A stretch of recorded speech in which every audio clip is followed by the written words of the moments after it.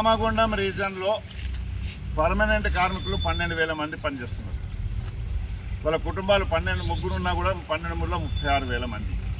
Contract కార్మికులు 6,000 మంది పనిచేస్తున్నారు. 6 మూల 18,000 మంది వాళ్ళు. తర్వాత మిస్లీనియస్ వర్కర్స్ ఒక 10,000 మంది చేస్తున్నారు. మొత్తం 60,000 మంది 70,000 మందికి సింగరేణి కంపెనీ మంచినీళ్ళు తాగియాలి. ప్రభుత్వంతో ఎలాంటి సంబంధం లేదు.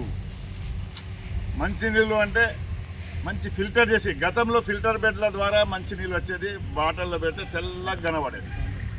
ఎప్పుడైతే మెకనైజేషన్ పెరిగిపోయిందో, ఎల్లంపల్లి ప్రాజెక్ట్ వచ్చిందో, గలీజ్ నీళ్లను ఫిల్టర్ చేసి తాగిస్తాను. ఎల్లంపల్లి ప్రాజెక్ట్, సుందిలా ప్రాజెక్ట్ మధ్యలో గ్యాప్ ఉన్నది. గ్యాప్లో నీళ్ళన్నీ నింపుతాను. ఈ నీళ్ళలో ఏమొస్తున్నాయి? ఫ్లోయింగ్ వాటర్ కాదు ఇది.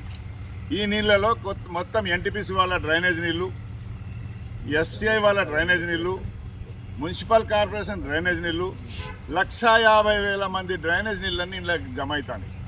ఆ నీళ్లు తాగిస్తే రోగాలు వస్తున్నాయి, మోకాలు నొప్పులు వస్తున్నాయి, కిడ్నీ ప్రాబ్లం వస్తుంది, కండ్ల మీద ఎఫెక్ట్ అవుతుంది, రకరకాల ఇబ్బందులు అవుతుంది. అప్పుడు మేము గుర్తింపు సంఘం, గెలిచిన సంఘాలు పడకేసుకొని పన్నారు. మాట్లాడితే వాళ్ళ పైరువులు కావని ఏమీ మాట్లాడలేదు.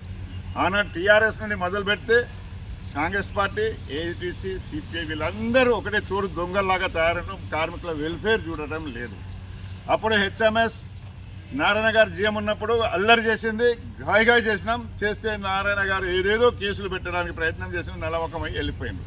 నారాయణ గారు పోయినప్పుడు అప్పుడు మేము మంచి నీళ్ళు తీసుకొస్తాం, ఇది పెడతాం, గ్రావిటీ ఇది మన ర్యాపిడ్ గ్రావిటీ ఫిల్టర్ తీసుకొస్తాం అని అన్నారు. అది కన్స్ట్రక్షన్ ఎరెక్షన్ చేయడానికి 3 సంవత్సరాలు పడుతుందా? నారాయణ పిక్కపోయిండు, శ్రీనివాస్ వచ్చిండు, శ్రీనివాస్ కూడా వెళ్ళిపోయిండు. ఇప్పుడు లలిత్ కుమార్ గారు ఉన్నారు. వీళ్ళందరూ ఏంటంటే డైరెక్టర్ల చేతిలో కీలుబొమ్మలు, డైరెక్టర్లు ఎమ్మెల్యేల చేతిలో కీలుబొమ్మలు, రాష్ట్ర ప్రభుత్వం చేతిలో కీలుబొమ్మలు. వీళ్ళకి పనిచేయనిస్తలేదు. ఆక్రమంగా కబ్జాదారులకు బంగ్లాలు కట్టడానికి డబ్బులు వస్తున్నాయట, దీనికి పైసలు లేవట.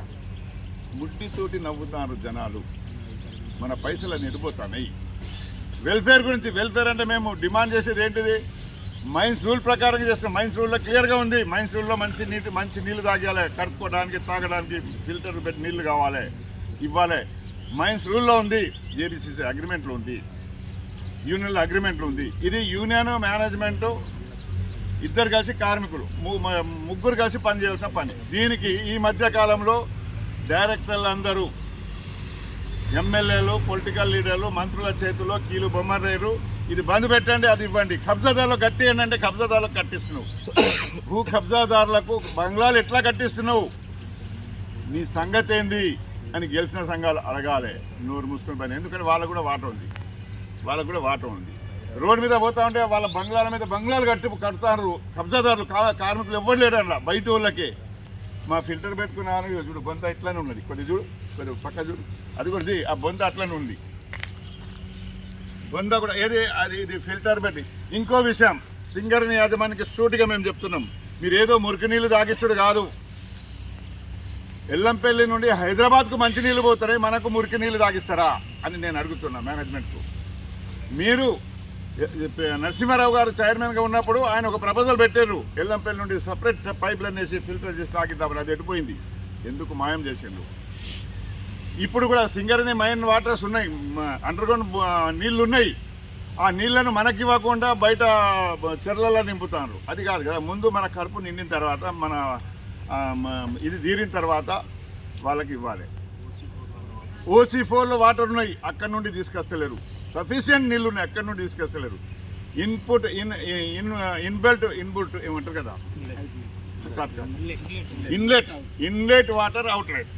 ఇన్లెట్ వాటర్ అన్నది మంచినీళ్ళు మంచి తీసుకొచ్చి పెట్టాలి, కానీ మురుకు నీళ్ళు పెట్టద్దు. ఇన్లెట్ వాటర్ సింగరేణి మేనేజ్మెంట్కు సూటిగా హెచ్ఎంఎస్ చెప్తుంది. గోదావరి నుండి తీసుకొస్తారా, 5 OCP5 మేడిపల్లి ఓపెన్ కాస్ట్ నీళ్ళు ఇస్తారా, 11 నీళ్ళు తీసుకొస్తారా? ఈ నీళ్ళతోటి పెట్టండి. అవుట్లెట్కి ఇంకా పైప్ లైనే లేదు. ఇంకెప్పుడు ఇస్తారో కనెక్షన్, ఎక్కడ చేస్తారో? అవుట్లెట్ లేదు, ఇన్లెట్ లేదు, పవర్ సబ్ స్టేషన్ లేదు. సబ్ స్టేషన్ అక్కడ పెట్టి చూపిస్తున్నారు.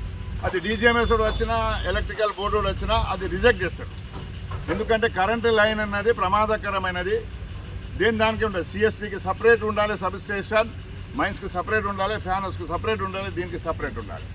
4 లైన్లు ఒకటే దాంట్లో పెడితే ఆ దూర వస్తాడు, ఈ దూర వస్తాడు, నడిపి దూర వస్తాడు, ఇది ఆఫ్ చేయి, అది ఆఫ్ చేయి, ఇది ఆఫ్ చేసి ఏదేదో చేస్తే ప్రమాదాలు జరిగి కరెంట్ షాక్ వచ్చి చచ్చిపోతారు జనాలు. కనుక దీనికి సపరేట్ సబ్స్టేషన్ సపరేట్ పెట్టాలి. 24 గంటలు కరెంట్ డిస్టర్బ్ కాకుండా చేయడానికి సపరేట్ సబ్స్టేషన్ పెట్టాలి. ఇన్లెట్ వాటరు అవుట్లెట్ వాటర్ ఇంకా దారే లేదు, పైప్ లైనే లేదు. మూడు ఎండాకాలాలు పోయినాయి, 4 వర్షాకాలం వస్తుంది. బస్ ఇంకా కూడా నీళ్లు తాగిపోతే ఎట్లా? జిఎం గారికి మేము అపీల్ చేస్తున్నాం, లలిత్ కుమార్ గారు డైరెక్టర్లతో మీరు కొట్లాడండి. మీ మాట వినకపోతే మేము వెంబడి ఉంటాం. పొలిటికల్ లీడర్ల మాట విని డబ్బులు అటు డైవర్ట్ చేయడం కాదు, కార్మిక సంఘాల మాటలు విని కార్మికుల కోసం నీళ్లు డైవర్ట్ చేయండి, డబ్బులు డైవర్ట్ చేయండి అని మేము డిమాండ్ చేస్తాం. అంతేనానే?